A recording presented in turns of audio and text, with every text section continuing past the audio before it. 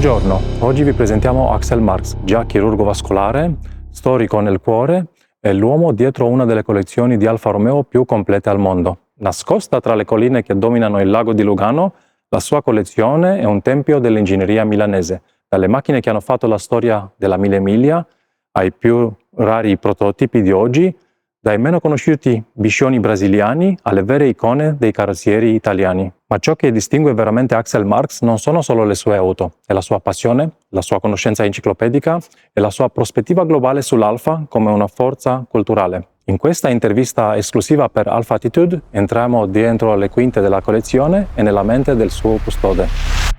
Ti ricorda ancora la sua prima macchina, da dove è cominciato tutto?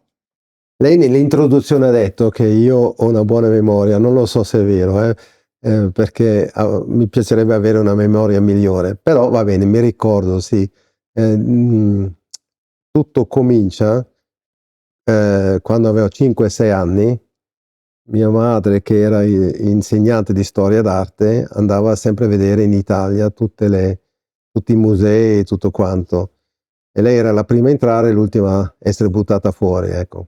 E io dovevo andare con lei e c'era un patto tra lei e me che io facevo il bravo durante tutta la giornata, ma lei dopo doveva andare con me a vedere le macchine che erano sul parcheggio di fronte, e perché le macchine mi hanno sempre già da piccolissimo interessate. E in questi parcheggi, in quegli anni lì, c'erano soprattutto dei Fiat, ma la macchina vera bella era l'Alfa Romeo. E quindi per me le Alfa Romeo lì erano il massimo di quello che potevo vedere. E mi ricordo la prima volta che ho visto una Giulietta SS, è stato proprio un momento clou per me di dire: io da grande voglio una Giulietta o vorrei una Giulietta SS. Tutti hanno riso, tutti hanno detto: sì, sarà una macchina vecchia quando tu puoi guidare, ma io ho voluto sempre avere una Giulietta SS, e da lì poi è nata un po' tutta questa passione qua.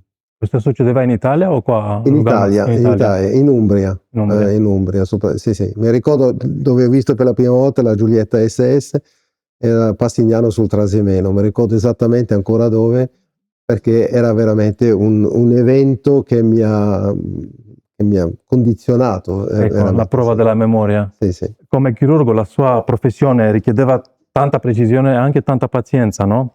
Lei vede un legame tra quelle qualità professionali e il suo hobby del collezionismo? Poco, per dire la verità, poco, perché l'hobby o la passione per le auto era piuttosto il contrario di quello che facevo all'ospedale. L'ospedale era molto serio, e invece la passione poi era un'altra cosa. L'unica cosa un po' simile al mio lavoro era o è il fatto che la meccanica, quando io non è che faccio molto la meccanica, però se mi butto a fare un po' di provare di fare la meccanica comunque è molto simile alla chirurgia, a quello che si fa con le mani. È vero, tante cose delicate. Esattamente, io chirurgo vascolare, i tubi sono i tubi. Se qui entra il sangue deve uscire qua il sangue, la stessa cosa come i tubi della benzina, è un po' I simile. principi, no? Diciamo I principi così. sono simili, Sì. però non l'ho mai visto come molto legato insieme, questo no. Una domanda così, forse un po' troppo diretta. Qual è la sua motivazione per collezionare queste vetture? No, credo che nessun appassionato ha veramente uno scopo, qualcosa. Questo viene dall'interno. Dal piacere? Dal piacere all'interno, non è che ho deciso io faccio questo. Chi decide di fare una collezione ha dietro già uno scopo, no? Io voglio essere più grande, più bello, più qui, più là, ma quando una collezione nasce dall'interno, dalla passione, non c'è uno scopo, no? Cresce da solo praticamente, perché quando hai la Giulietta SS vuoi anche la Giulietta Sprint, quando c'è la Sprint evidentemente anche la Giulietta SZ, perché devono essere insieme. Allora a questo punto anche lo Spider cresce da solo, non c'è no, va da solo, questo tutto è venuto da solo. Ecco, questo mi porta alla prossima domanda. C'è un filo conduttivo su questa sua collezione o è solo una ragione enciclopedica di raccogliere, di avere tutte le Alfa Romeo? non è una ragione enciclopedica, perché allora sarebbe già uno scopo, no? Io voglio tutti Sì, sarebbe questi, voglio questo, tutti... sì. No, non è così. All'inizio nasce veramente dalla passione, solo quando la collezione mi piace questo, prima le Giuliette, e poi dici, ma però anche le 1009 erano belle, vai un po' indietro, poi ti avvicini all'anteguerra, e anche questo, eccetera, eccetera. Solo alla fine, negli ultimi anni, devo dire, quando la collezione era già di una certa importanza, e lì io probabilmente ho comprato davvero una macchina perché mi mancava, per avere Per tutta la completare la gamma, per serie, sì. completare. Ma all'inizio assolutamente no, è solo ultimamente, proprio per chiudere un po' il cerchio, ci vuole ancora questo, ma il resto è nato praticamente in maniera naturale, senza uno scopo chiaro. Nella sua collezione sono alcune macchine veramente speciali, prototipi, one-off, macchine particolari, ma comunque cosa dà più soddisfazione personale? Avere una macchina rara, oppure avere una macchina di serie, normale diciamo, ma messa in condizioni perfette? Beh, allora questa domanda è giusta. Io devo dire una Giulietta berlina o una cosa banale, cioè, nessun Alfa Romeo è banale, diciamolo pure, Sì, no? noi lo sappiamo Però così. mettiamo una Giulietta berlina, arrivata nei nostri giorni, tutta originale, in interni, tutto quanto, secondo me ha esattamente lo stesso valore come un Ecco, prototipo che magari sì, ha un valore commerciale enorme, tutto quanto. Per me sono tutti uguali, anche una Arna racconta la sua storia come una macchina del Brasile, racconta la sua storia. Certo che le macchine che sono soprattutto qui dentro, che sono spesso dei prototipi o delle macchine rare, hanno fatto solo one-off come si chiama oggi, sono interessanti perché raccontano una storia, che però questa storia racconta poi tutto l'Alfa Romeo. Questa qui per esempio è stata la primissima Giulietta Spider mai fatta, il prototipo del Max Hoffman, ma perché è importante? Non per il suo valore commerciale, ma per il suo valore storico, è la mamma di tutte le Giuliette sì, Spider. il E per capostipite. questo è importanza, l'importanza viene dalla storia, ecco. Tra tutte queste macchine, che sono tante, quale ha dato il più grande piacere nella guida? Uno può avere un po' delle fasi, no? Perché guidare la macchina anteguerra è molto soddisfacente. Perché? Perché è molto particolare anche la guida. Comincio già solo a dire che i pedali, acceleratore e freno sono invertiti. Lì dove uno pensa di frenare, accelera, no? E poi sono, a parte guida a destra, hanno anche cambi non sincronizzati, eccetera.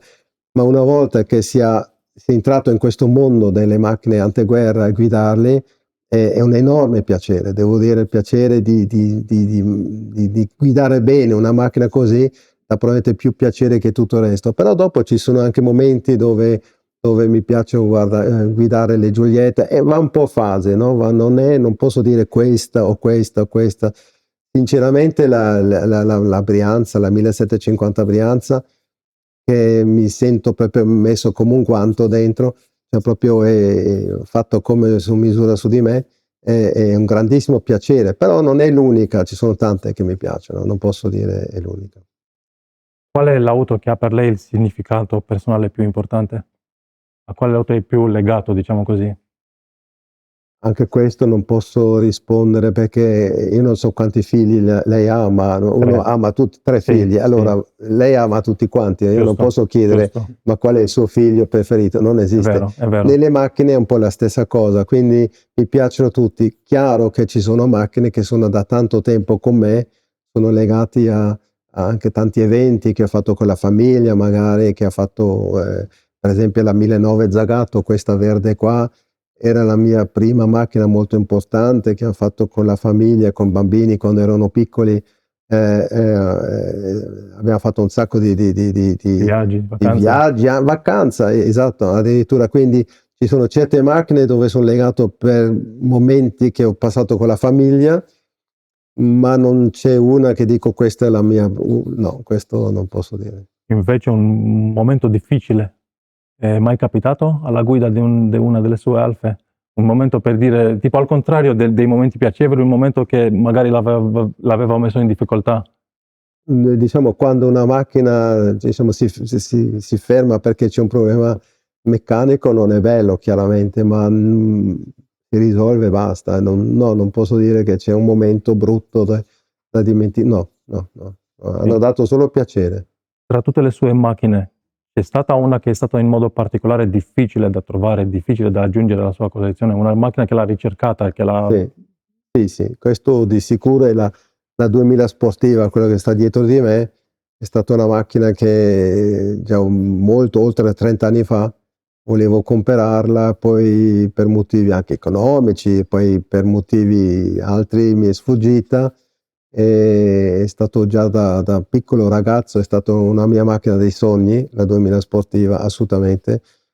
E quindi questa qui probabilmente è quella che sono più contento, dopo tanti anni, 30 anni di cercarla, di averla qui da me, finalmente è arrivata da me non così tanti anni fa, tipo 5 anni fa o 6, non mi ricordo più, ma comunque questa è la più difficile. Sì. C'è da dire che sono anche solo 2 pesi al mondo, e l'altro, uno è qua e l'altro L'altra è... sta nel museo dell'Alfa Romeo, tutti e due tra l'altro erano nel museo dell'Alfa Romeo, e questa qui esce nel 72 dal museo perché Luigi Fusi ai tempi l'aveva scambiata contro un'altra macchina, per ma tutte e completare. due erano al museo. L'altra, quella grigia, sta ancora al museo, sì. Sì.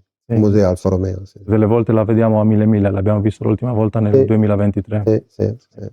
Lei ha ancora il desiderio di aggiungere macchine alla sua collezione, o può dire che ha raggiunto un livello di maturità e che lei è a posto così con la collezione? Allora, io avevo 3-4 macchine e avevo detto a mia moglie, questa è l'ultima adesso, no? Si dice sempre così. Esatto, e quindi io tutte queste promesse le ho completamente non mantenute. Finché non ho detto un giorno a mia moglie, io ti prometto di mai più promettere questa è l'ultima.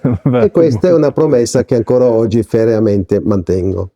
Devo dire poche macchine, perché diciamo della produzione tanti sono presenti, è molto completa, credo, spero, e non ci sono più tante macchine che penso che arrivino qua. Certo, ognuno ha il suo sogno in cassetta, che per me è la TZ2, che un giorno spero, però è bello anche avere il desiderio di questa macchina qua. Non è di sicuro la 33 stradale, che per me non ha quel significativo che in questo momento gli viene dato, anche dal lato commerciale, assolutamente no, è una macchina bellissima, ma sopravvalutata, soprattutto economicamente e anche storicamente, diciamolo pure. Invece la TZ2 chiaramente è prima, perché qui proprio manca dalla SZ, TZ e la GTA, è proprio lì in mezzo la TZ e la GTA. La TZ2 sarebbe la macchina ideale, poi la trovo bellissima, capolavoro con le spada, e questo è il sogno nel cassetto che magari un giorno arriva, magari no.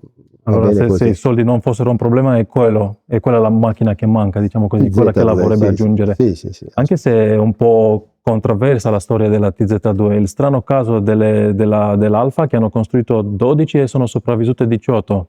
Lì apriamo adesso un capitolo enorme, perché è questo il capitolo più dolente per me.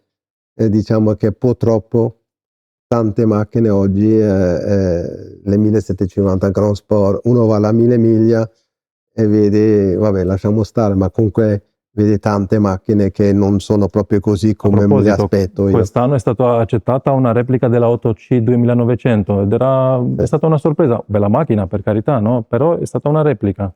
Viene dall'Argentina, è stata accettata, che io non lo so, io sono contrario a questo, perché diluisce un po' l'importanza della macchina. Per esempio anche le 33 statali ormai sono tanti falsi, non solo TZ2, no? E diluisce l'importanza. Io mi ricordo da quando ero giovane, quando vedevo un TZ, mi attirava come una calamita. Io andavo a vederla quando ero giovane, no? Oh, guardalo, oh wow, una TZ, eccetera. Oggi, quando vedo una TZ, io lo guardo da lontano e dico, ma sarà vera? Boh, e non ci vado nemmeno. Questo è veramente brutto, perché questo toglie proprio l'importanza della macchina, perché un TZ è una macchina meravigliosa, che dovrebbe attirarti sempre Sì, come una sì. calamita. Invece oggi io li guardo da lontano e dico, ma sarà così, non sarà così, e non guardo nemmeno, ecco. Da un'altra parte sì, è più appetibile per il pubblico, è più accessibile per il pubblico, si può anche capire come hanno fatto a Mille Miglia, che hanno dichiarato che è una replica e si conosce che è una replica e almeno la vedi. Non è la macchina veritiera, ma almeno la vedi come Questo, in ripeto, ferro. però chiaramente diluisce l'importanza del modello. Se ci sono solo 1 o 2 al mondo e la vedi, è un evento. È Se ci vero, sono 10 è altri, dici, vero. sì, no, avevo visto una È volta. ancora più E memorabile. poi c'è un'altra cosa molto più importante. Certo che quelli argentini che hanno fatto quella 2.9, che era la Mille Miglia, la dichiarano, e il proprietario, se è onesto, continua a dichiarare. A me è stato proposto adesso una macchina molto simile come questa qua, che è stata la mia, anche una 8C29A, con carrozzeria bellissima, tutto quanto, mi è stato posto, tutto è stato presentato, e poi c'era scritto con documenti originali italiani. Allora il passo da una Sì, macchina sì, che vale, e lì e cambia un po', hai già i documenti e poi ti vale, aggiungi 2 sì, zero, la linea è, diventa molto è, ambigua. è, Sì, è troppo sì, facile, sì, è sì. troppo è troppo invitante per farlo. Magari il primo proprietario è ancora onesto, il secondo dice ma però il telaio, e alla fine la macchina è vera. Purtroppo succede. Avevo visto purtroppo tante macchine che erano palesemente rifatte, anche descritte come rifatte. Poi dicono ma no, ma il telaio è quello giusto, poi magari anche l'interno, ma no, va bene, e alla fine la macchina è vera. E più vanno in là gli anni, più non ci sono più quelle Più che si si perdono le ricordano, tracce, sì. si ricordano, e alla fine fra 20 anni, 30 anni, 40 anni, quando io di sicuro non ci sono più, ci sono tante macchine che diventano vere perché così. Sì. Lasciamo questo tema che per Sì, me la è chiudiamo, brutto sì. e non ho voglia di È un continuare tema su quella controverso, l'ho strada detto, lì. lo so, però sì, fa parte del nostro mondo, è Fa inutile parte, è nascondere. vero, fa Sì, parte del mondo che io cerco proprio di scotomizzarlo, cioè di non guardare. ecco, siccome la sua collezione è veramente una delle più ampie e più complete al mondo, ha pensato di mai renderla pubblica? Non dico come museo, ma sì, forse come un tipo di museo pubblico, aperto al pubblico. Allora, io non ho mai pensato, quando ho fatto la collezione, che lo faccio per altri. L'ho fatto per la mia professione, no, per la mia passione, e non ho mai pensato che cosa potrebbero pensare gli altri, eccetera, eccetera. Certo, quando poi è diventata interessante anche per gli altri, mi sono reso conto che piace anche ad altri vederla, eccetera. Adesso un museo non me lo faccio di sicuro, perché è la solita vanità del collezionista che dice io mi faccio il mio museo. No, no, assolutamente no. Non voglio fare questo, però ho capito che ne abbiamo tanti gruppi che vengono a vedere la collezione. Noi la apriamo per gruppi, assolutamente, anche per singoli, chi vuol venire, e adesso abbiamo, l'anno scorso ho avuto veramente centinaia e centinaia di persone che sono venuti a vedere la collezione, ma rimane sempre una collezione visitabile e mai un museo. Non abbiamo una struttura museale con la cassa, con il biglietto, con tutte queste robe qua. Comunque, No, aperta agli alfisti, agli è appassionati. aperta agli alfisti, sempre gratis, perché, ripeto, non è una professione, e chi vuol venire, nell'ambito del possibile, facciamo venire tutti quelli che vogliono venire. Sì. Bene da sapere. Collezione visitabile, ma non è un museo. Cosa rende un'auto, un'Alfa, degna di essere collezionata, di essere messa nella sua collezione? Un design particolare, un'ingegneria che è stata dietro, il significato storico, cosa la rende importante? Ma tutto quello che lei ha detto Tutto adesso, insieme. non posso dire, c'è anche nella storia c'è anche la storia brutta, no? La storia Sì. magari brutta, ma non è mai brutta, ma la storia, diciamo, un po' bassa, ecco, come l'Arna. Come la vita, no? Con Anche alti e bassi, sì. esatto, anche l'Arna fa parte della collezione, perché fa parte della storia dell'Alfa Romeo, bella brutto che sia. Poi il design, devo dire, a me già da piccolo bambino mi ha attirato molto il design. In effetti tutto cominciato un po' nel design, adesso un po' tutto quello che ha detto lei. Per me il design magari è una delle cose più importanti. Le alfa sono principalmente belle, Sì. e così comincia per tanti di noi. Alfa brutte è difficile trovare, sì. Sì. Sappiamo, lei è conosciuto che guida spesso nella Mille Miglia, e cosa significa per lei mantenere queste macchine capaci nel modo di essere guidate? Perché penso che tutte sono pronte a essere guidate, no? Tutte le macchine che ho cerchiamo di mantenerle pronte all'uso. Sono tutte targate, perché qui in Svizzera uno può anche togliere la targa, no? Invece qui sono tutte targate, tutte sono efficaci, basta mettere la batteria e andare via. Se non è così, mettiamo subito a posto la macchina, perché altrimenti non voglio avere un cimitero delle macchine che non Ecco, posso. è una Perché collezione si viva. chiama automobile, Sì. non autostatico, no? Ed questo è veramente, per esempio, un'altra cosa che distingue la collezione mia o la collezione da un museo. Nel museo di solito le macchine sono statiche, sono molto migliori esposte che qua, sono belli tutto quanti, puliti, magari sono piedestallo tutto, ma non vanno. Ecco, E invece le questo è il sue sono museo. pronto da partire con Le la mie chiave. sono un po', come vedete qui, sono tutti tanti insieme, però ogni macchina è usabilissima. Cioè, Allora, lei non ha un conflitto interiore di collezionista che ama i suoi bambini tra tenerle belle, pulite e utilizzare sulla strada. Lei è pronto a utilizzarle tutte e godersele tutte. Sì, perché proprio uno non deve avere paura che succeda qualcosa, uno deve avere rispetto della macchina, rispetto della situazione, che non succede. Cioè, rispetto sì, ma paura no, perché se uno guida la macchina con paura succede qualcosa, ovviamente, no? E se invece ha rispetto, sì, uno ti può anche tamponare, sì, è vero, ma per fortuna non è mai successo niente, no. Bello. Allora, un conto è per esempio la Mille Miglia, come lei ha accennato. Nella Mille Miglia chiaramente i rischi sono un po' più grandi, no? Sì, è vero. Perché la gente guida anche con una certa isteria, con non tutto, poi sono tutte le macchine anche che accompagnano, eccetera, eccetera. Oltre alle macchine di Mille Miglia sono tanti spettatori, tanti turisti, come abbiamo fatto anche noi quest'anno. Abbiamo seguito la Mille Miglia Esatto. per goderci la gara da fuori.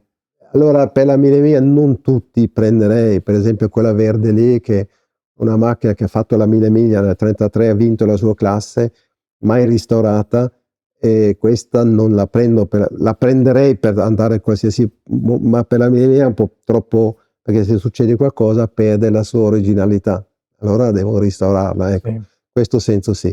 Però no, vengono tutti usati, assolutamente sì. Sì. Nella sua collezione ci sono anche macchine, come dicevo prima, meno conosciute in Europa, i biscioni brasiliani, le Alfe fatte in Brasilia. Per questo motivo, possiamo dire così, lei parla anche portoghese, perché ha voluto approfondire questa Sì. parte dell'istoria dell'Alfa Romeo. Come è nata questo ramo? Magari devo dire prima, collezione auto, per tante persone sembra che non si interessa per l'auto, un ferro vecchio che metti lì, no?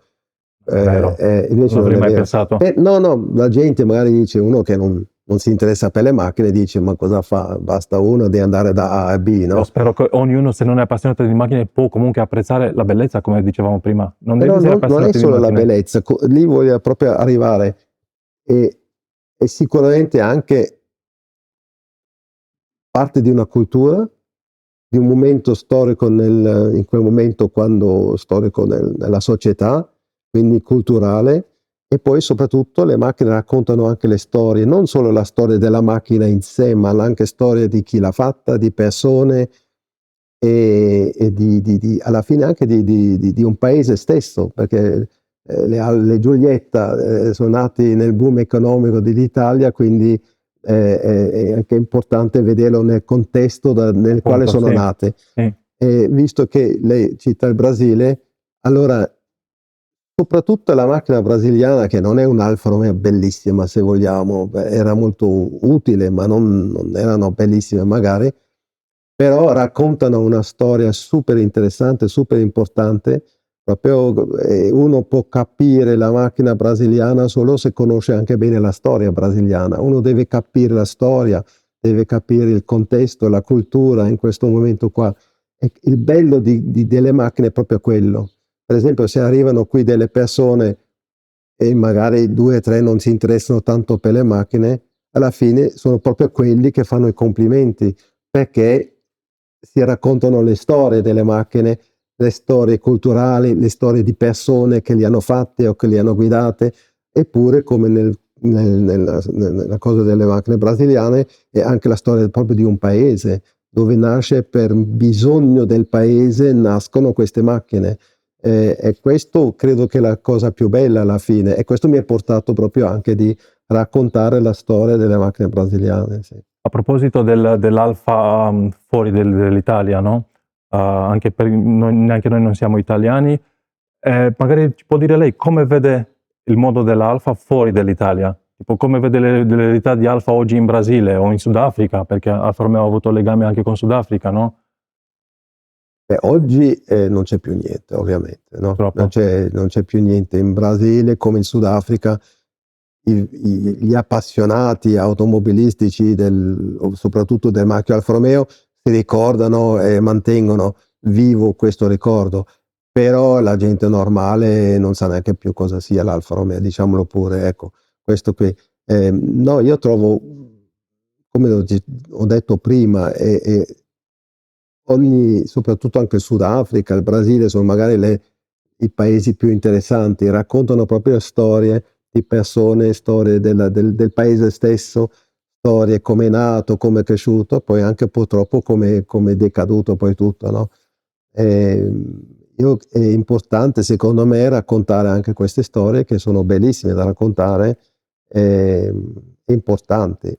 Questa è cultura, non è neanche più l'automobile, 4 ruote, benzina e così, ma È è vero. proprio cultura Proprio un patrimonio culturale, come patrimonio diceva lei, culturale. mettere la macchina nel contesto sociale di una Sì. certa epoca, di un certo paese, di una... Sì, a proposito di questo, del bagaglio culturale che porta Alfa, lei ha fondato insieme ad Elisabetta Cozzi un'associazione, Cultura Alfa. Cosa sta dietro questa nuova associazione, questo movimento? Ecco, proprio lei giustamente adesso viene su questo, proprio perché il collezionismo di auto non è solo boom boom boom e non so quanti Va oltre il cavalli, ferro. e io non so, vado come un idiota sulle macchine, fumo no, proprio perché è una cosa culturale, ma purtroppo l'aspetto culturale viene sempre meno visto o usato sempre le stesse stilemi, no? Ah, la 33 stradale ha fatto questo, sono sempre le stesse storie alla fine, Invece è si quello che è più raccontano. importante. Invece ci sono così tante storie da raccontare che nessuno racconta più, nessuno. Cioè, perché puzza di lavoro, no? Di interessarsi per questo, interessarsi per quello.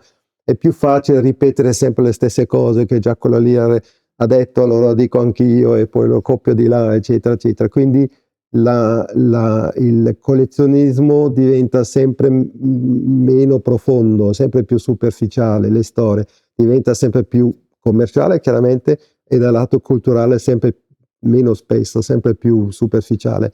Allora questo mi ha dato un po' fastidio, e insieme con Elisabetta, che è una bravissima organizzatrice, anche lei ha un bellissimo museo tratto assolutamente da vedere, avevo detto no, qui dobbiamo combattere un po', dobbiamo batterci per la cultura dell'Alfa, Bello.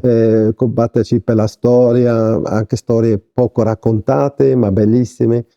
Allora abbiamo insieme fondato questo Cultura Alfa, che 2 volte all'anno facciamo, una volta da lei, una volta da me, facciamo degli eventi, da me sono stati 2 adesso, uno sulle Alfa brasiliane evidentemente, uno sulla famiglia Romeo che abita qui vicino, che non viene mai citata, mai. Cioè, tutti parlano della parola Alfa Romeo, però Romeo, che questo sia una famiglia ancora vivente, che c'è ancora, Ed è nessuno pensa importantissimo, è più. il nome Certo, neanche la ditta stessa non si interessa più per la famiglia. Abbiamo fatto questa cosa con la famiglia, invece l'Elisabetta ha fatto un bellissimo spettacolo su Varzi e Fangio, che è stato meraviglioso. Quindi credo che ci vuole questo, e spero davvero che cresca perché alla fine a noi dà solo lavoro, tanto lavoro, ma un lavoro molto piacevole. Ma spero che cresca, che altri si aggiungono, non deve essere una cosa noi due e basta. Io credo che altri enti si aggiungono e fanno parte fanno crescere questo Culture Alpha su tante spalle, non solo su Sì, quelle è della vero. Elisabetta e le mie, ma anche, e questo sarebbe spero un po' il futuro. Se voi avete messo le basi, Certo, ci sono le possibilità di esatto, farla crescere. certo. Come dicevamo prima, no, nell'ultimo tempo sappiamo tutti il valore delle macchine è cresciuto. C'è ancora spazio per la passione, c'è ancora spazio per uno a cominciare a collezionare le macchine. Magari ci potrà raccomandare lei con quale macchina si potrebbe cominciare una collezione, quale pensa lei che sarà una futura classica? Adesso ho parlato di tante cose, ma Sì, mettere così. Allora, i valori sono un po' ritornati ultimamente. Io devo dire grazie a Dio, perché io non l'ho mai fatto per valore. Per me, quando io sento che ci sono persone che chiamano l'automobile d'epoca, l'Alfa d'epoca, un asset, a me vengono già i brividi, cioè non è... E quando sono così andati su di valore, io non ero scontento, non ero contento, perché sì, se tu investi in qualcosa, però dopo non realizzi il guadagno, è se inutile, guardi no? solo a un guadagno finanziario, sì, Ma perdi il non è, piacere se non le realizzi non c'è, per te non e sei c'è. in perdita. Anzi, diventi più povero perché Sì, devi sì, comunque pagare i pezzi di ricambio, questo, quello, eccetera, eccetera. Io non ho mai realizzato questo, quindi per me l'aspetto economico di guadagno è proprio zero. Purtroppo, soprattutto quando andavano su così tanto di prezzo, le banche, cioè adesso ci sono dei fondi che è comprano vero. degli asset, fanno questo, fanno quello. A me è una roba che io sono proprio contrario, completamente il contrario, anzi sono contento se ritornano di prezzo. Così almeno si mette tutto questo hype, questa isteria che ci sta dietro economico. Io sono contento se tutto questo si calma e le macchine ridiventano automobili e non più asset da comprare in dei fondi, eccetera, eccetera. Questo devo dire, sono contento. La passione, purtroppo, adesso che ritornano un po' i valori, grazie a Dio, devo dire, credo che le macchine, purtroppo, molto purtroppo, e sbagliatamente, le macchine anteguerra che sono cadute molto nel valore, nel valore commerciale, non culturale chiaramente, non so se questi riprendono l'interesse delle persone, perché c'è comunque un cambio di generazione. Anch'io chiaramente, per me l'anteguerra all'inizio era una cosa a museo che non mi interessava veramente, e ho dovuto andare indietro e acquisire questa passione anche dell'anteguerra, no? Adesso però sono passati ancora tanti altri anni e credo che i giovani di oggi non so se arrivano veramente a apprezzare ancora l'anteguerra. L'anteguerra per me purtroppo non so se veramente ritorna a quello che era anni fa. Anche se sono le più importanti, anche perché abbiamo le radici lì, anche perché sono anche le più Assolutamente. rare. E sono anche le più belle da guidare probabilmente. Ecco, come diceva prima, la soddisfazione di guida le Esatto. dà E la gente l'anteguerra. ha paura dell'anteguerra ed è sbagliato, perché qui dentro la macchina più affidabile, che non mi ha mai in una volta creato problemi, malgrado aver fatto anche tanti viaggi in famiglia, è la più vecchia che ho, è del 28, la 6500 del 28, è la più affidabile di tutti, perché è tutto più semplice, e quindi non si possono rompere. Però le persone hanno paura di queste macchine, ma se si rompe cosa succede? Hanno paura, e questa paura aumenta chiaramente con gli anni, più diventano giovani e appassionati, meno hanno proprio la voglia anche di entrare in questo 100 anni mondo. sono 100 anni. Cioè, Certo, solo a dire questa cifra c'è un rispetto dietro, certo, per quella che certo. la prendiamo con le pinze, Sì, noi che sì. non abbiamo contatto Purtroppo è diretto. Sì, sbagliato. Sì.